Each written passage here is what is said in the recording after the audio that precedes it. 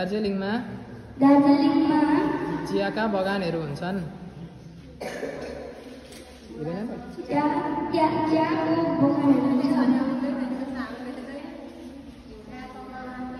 दार्जिलिङमा रेल पनि छ। दार्जिलिङमा पहाड पनि हुन्छ।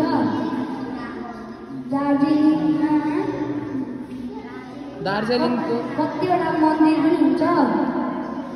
दार्जिलिङको जू मलाई असाध्यै मन पर्यो।